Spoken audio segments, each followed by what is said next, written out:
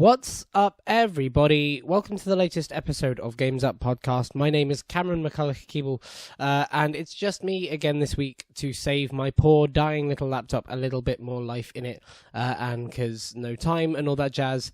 So sorry that you haven't got the lovely voice of Lewis, but hopefully it shouldn't be too much longer until he's back. Also, I'm kind of starting to get ill a little bit, so if my voice sounds horrible, apologies in advance. There's very little I can do about it, but hopefully I won't sound too bad for you. This week, as we start on the news, and the first piece of news this week is that Bungie may have been caught pulling one over on Destiny 2 players. The game's XP system was caught dealing out less XP to players who were playing in a long play session, rather than doing something new or for the first time. Unsurprisingly, with everything in this industry of the last few months, this is linked to loot boxes. When you level up in Destiny 2 past a certain point, you receive an in-game equivalent of a loot box. I think it's called like an engram or something like that doles out loot this time around. And it seems like this is a way to screw long-term players into needing to buy loot boxes due to the loss of XP over time.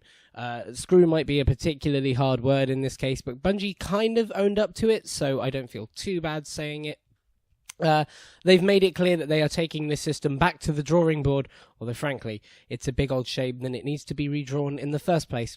Also, massive props to the Redditor who worked this out. I don't have their name off the top of my head, sorry, but they worked it out over the course of an event that happened over this weekend. Just a really crappy thing to do. I mean, the loss of XP for doing the same thing over and over again makes sense, but in an event weekend and being so closely tied to loot boxes, you'd think Bungie would be a little bit smarter with this. They know their way around the gaming industry by now, and it's a shame that it had to happen at all. Number 2, a secret tribute to Satoru Iwata has recently been found in Pokemon Ultra Moon and Sun. Basically, if you go and talk to a certain NPC in the game, it shows in-game text explaining the massive effect that an individual had on Pokemon Gold and Silver. This is, of course, a reference to when he helped them finish the game with a last-minute coding, doing some vital programming work that allowed the whole game to be compressed onto one cartridge, and thus the entire Pokemon Gold and Silver released.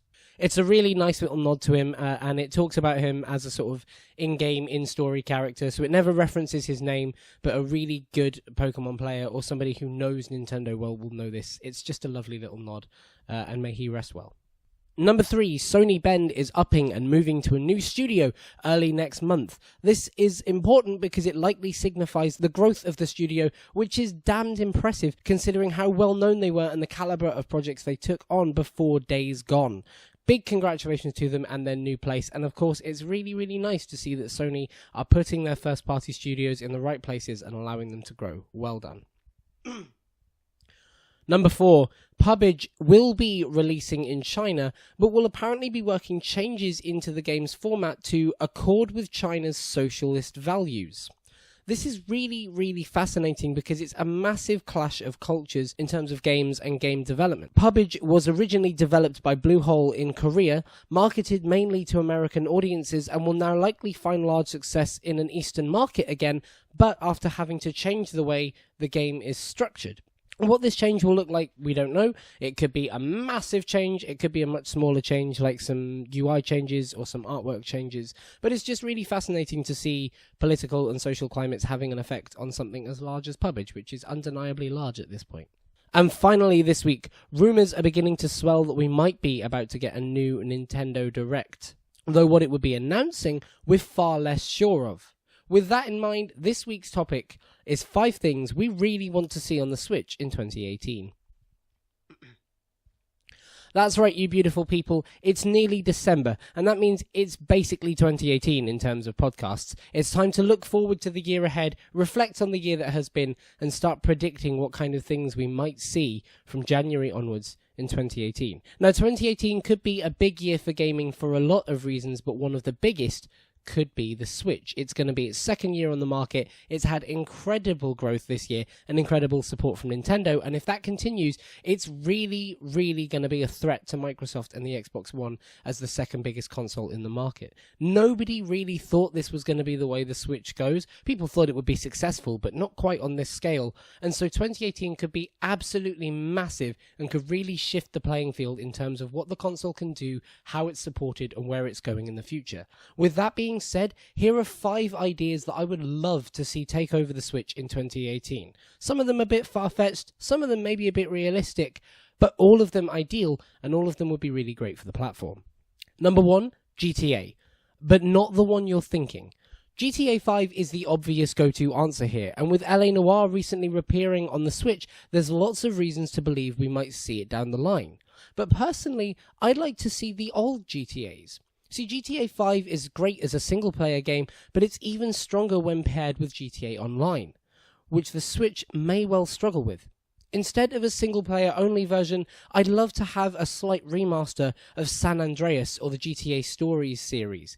Give me a classic GTA pack and let me relive those perfect old moments on the go. Number 2, the Telltale games. One of the great things about the Telltale games is that they feel cinematic without having to be huge scale. The first few were riddled with issues and played like a lower budget game, but they were still fantastic nonetheless.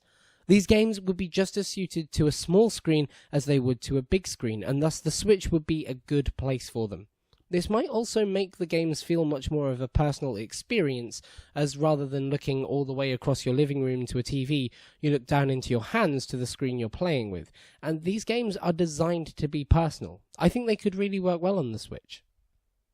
Number 3, Crash Bandicoot or Spyro. Alright, I know, I've already gone on about this many times across many podcasts, but Crash is one of the best franchises that's been revived in the last few years, and the Switch is perfectly suited to platformers. Mario Odyssey has proved this. If Crash is going to live somewhere alongside the PlayStation, it would be nice to give it to as many audiences as possible, and the Switch would be an amazing place to play that angry marsupial.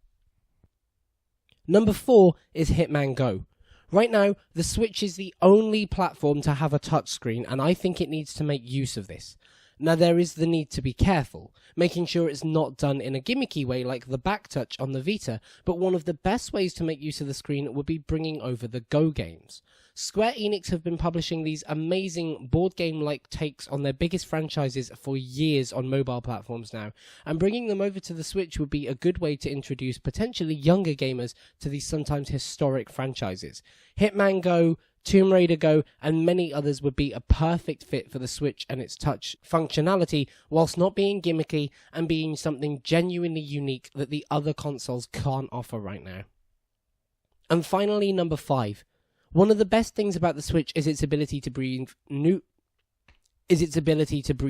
life into underdog franchises thanks to the growing user base of the console.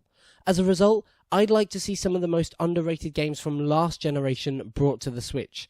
Remember Me, Vanquish, Blur, Red Faction Guerrilla, Tron Evolution, It's a Damn Good Game, Fight Me, Spec Ops The Line, or even the first Borderlands.